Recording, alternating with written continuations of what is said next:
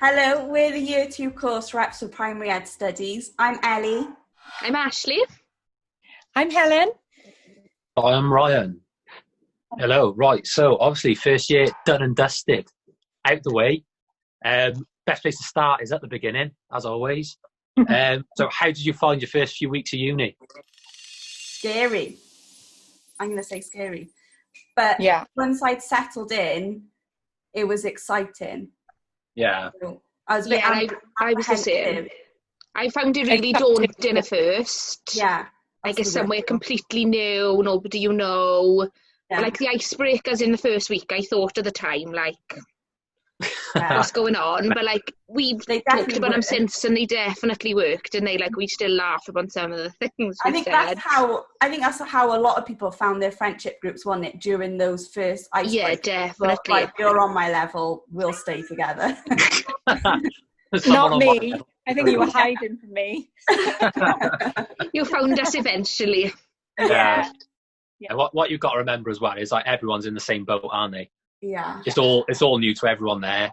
Yeah. There are going to be people coming from all over the place. Like, we're lucky we're all quite local to Cardiff, but you've got people coming from England, Scotland, Ireland, further away than that, who literally aren't going to know anyone and have anything in common with people. But those icebreaker games help massively, I think. Yeah, it's really important to find your team early on, I think.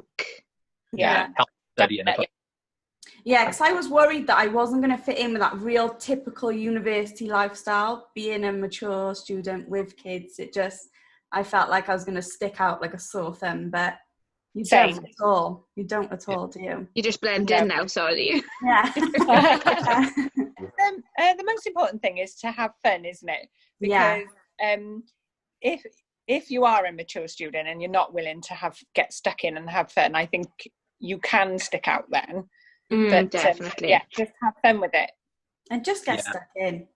Yeah, just be brave. So obviously we all received our timetables in the first week of the first year, didn't we? How did we all find that?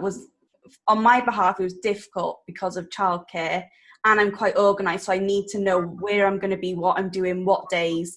So I felt like if I'd even had it like 2 weeks before we started, I feel like I would have gone in a bit more confident. I think I was nervous on that first day, thinking I'm going to get my timetable. It's not going to be what I want, but it was okay after all. But, do you all feel the same? I agree, Ellie.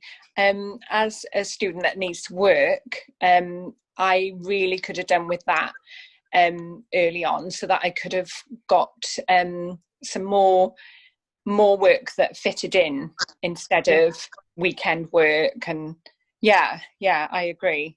Just having it just that little bit before would have been really helpful.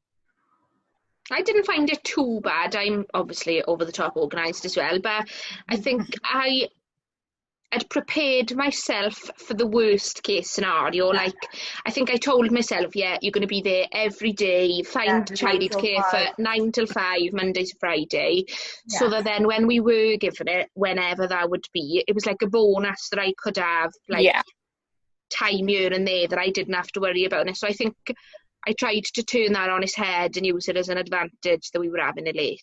Not late, but when we'd already started then. Yeah. Going back to that, what I mean is, if I'd known there were clear days off, I could have got my relevant work experience in sooner, instead of fitting work around my spare time, if that makes sense. Yeah. I was used to working full time, 9 to 5, Monday to Friday, so it's nice for me to have 3 days. And I like the fact that you're encouraged to find a work placement on the Friday or the Wednesday when you're off. Yeah. Obviously, you need time to do your uni work, but the fact that you had a bit of time to do work in a school was a big help. Yeah. How did you find the mix between lectures and seminars, the ratio that we had between lectures and seminars? I definitely prefer seminars over anything, because I feel like you're getting to know each other a bit deeper. It's a smaller group, so it's more intimate. You get to learn different views and get to work on your own views at the same time. Whereas lectures, you just don't get that same experience. They're good for that block amount of information, but sometimes it can be too much information in a lecture, I feel. So seminars definitely suited me better. Yeah, seminars definitely suit my learning ways better as well. But I liked having a lecture because you kind of knew, it prepared you for what the seminar was going to be. It gave you all that information, and then our timetable worked so we had a bit of time to think over what we'd been told, and then we'd work on it in a seminar. So I think the balance worked really well, time-wise. And I quite enjoyed the lectures, some of them. I like to have a lot of information. I did make the daft mistake early on. You all know what my writing's like.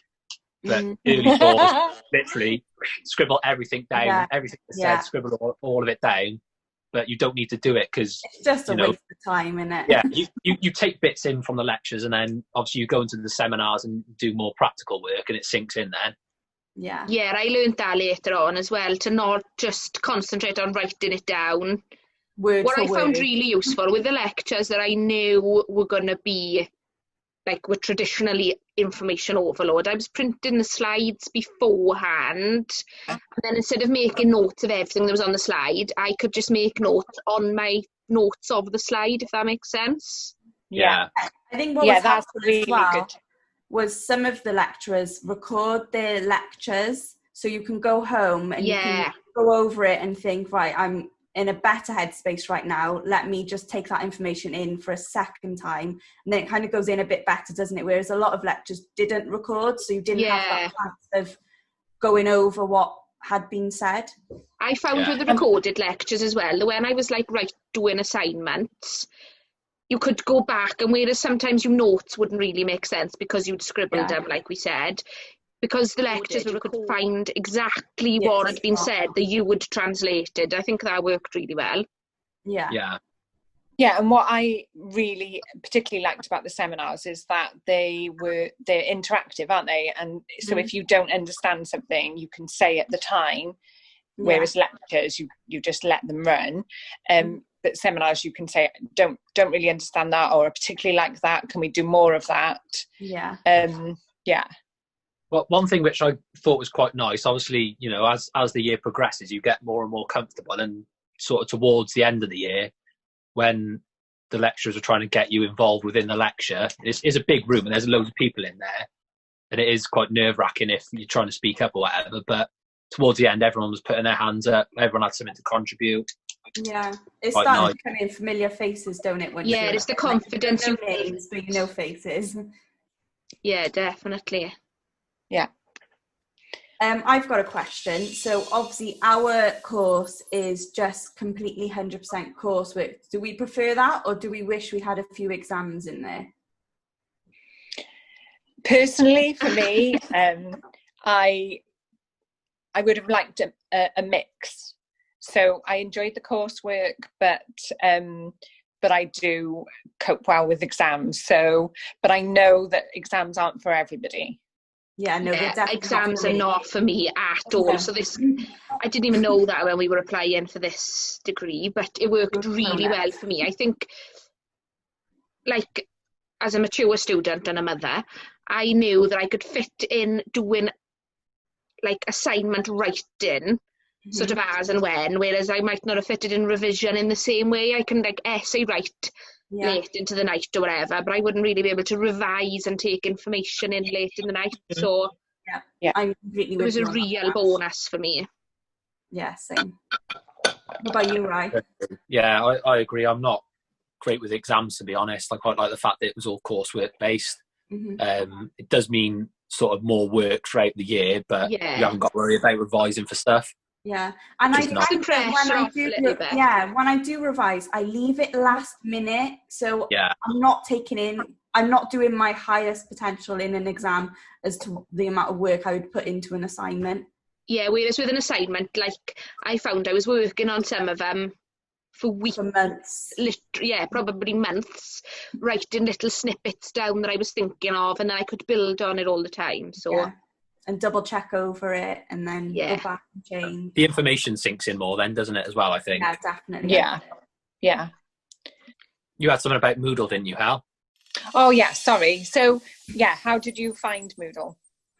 Like what was the best function on there? For me, the beginning, it was really messy and really hard to get used to because different modules uploaded things differently. So they had different titles and different ways of where you had to upload things, and I just found it really difficult. But once you got used to it and knew what module was set out like what, then it was really helpful. I think we all had a turning point when we all voiced like we haven't got a clue what Moodle is. Yeah. When we were shown some tips, I think that was really helpful. So perhaps we could have shown it before ask, like, do you know what I mean? Because there's so much information on there that's useful. It's just knowing where to find it. Yeah. I think that's the thing, is so much stuff is put on there to help us. And at first, like, you know, it's drummed into you, go on Moodle and find stuff, and find stuff. And some people probably didn't, but I don't know about you guys, but I was looking in the wrong place at the start, completely in the wrong place. Yeah, that's why. So couldn't find anything. So then lost faith in Moodle. And then when I reconnected with Moodle again, then I was like, it was like a whole world opened up to me. Yeah. And I was like, oh, where's this been all my life?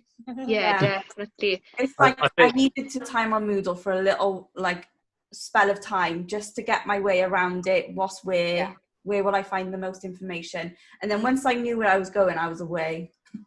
I think what Ash said as well, like asking, speaking up. If you don't know where something is, ask, and you know the tutors and the lecturers are happy enough to show you where things are. Yeah, I found that with the library as well.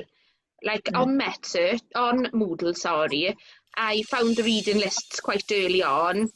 And I know you bought some books, didn't you, Elle? But I wanted to go to the library. I walked in and I just didn't have a clue.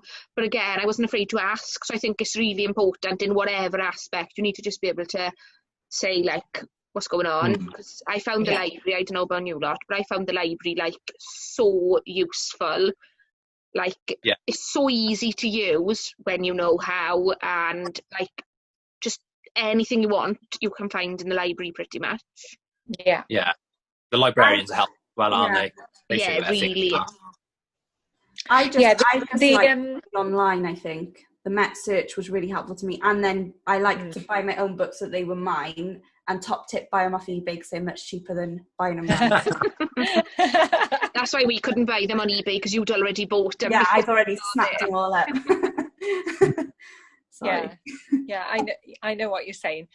Also, the library, it's worth bearing in mind, it is a bit of a confusing layout. Once you get the hang of it, it's easy, but it's worth asking somebody, isn't it? Yeah. To how it's laid out, and then it just all becomes clear then. Yeah, and linking back to Moodle as well, if you go onto Met Search on Moodle, it tells you where the books are in the library prior to going there, so... If you just need to shoot it, hand in hand, don't they really? Yeah. To shoot it quickly, it'll tell you which shelf the book's on.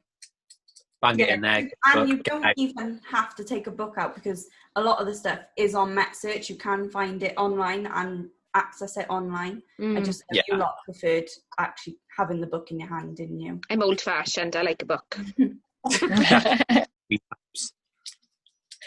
Towards the end, though, I had to embrace the electronic book. Yeah. It gets taken up in the end, doesn't it? I can't find books anywhere. They're already out. I got a final question. Just a nice to end it off. What was your personal highlight of the year? Ooh. Nice finisher. Yeah. And Brian, you're not allowed to say tomato soup. I need that tomato soup. I'm still desperate. Dream about it every night. Mine was definitely finding my group of friends, you guys.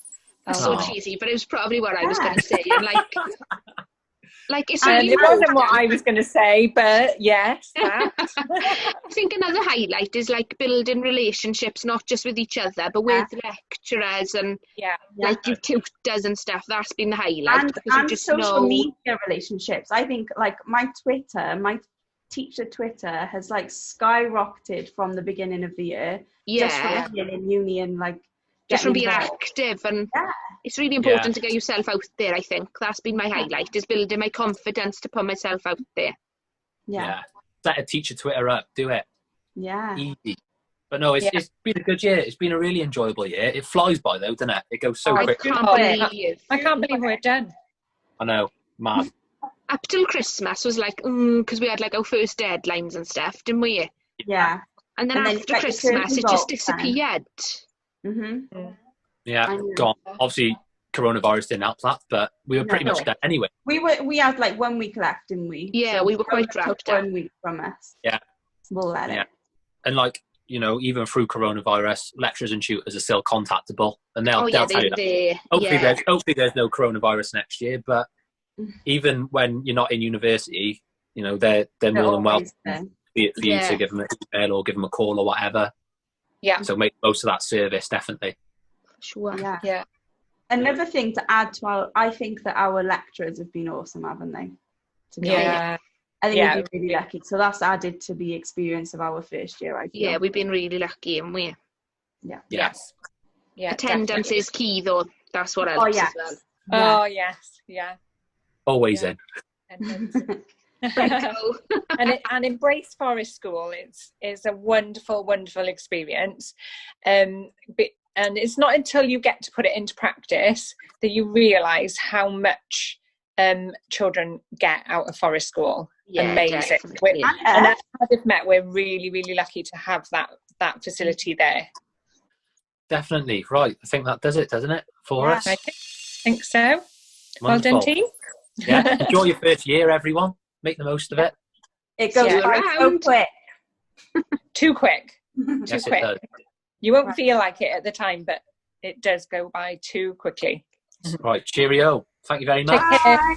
Bye.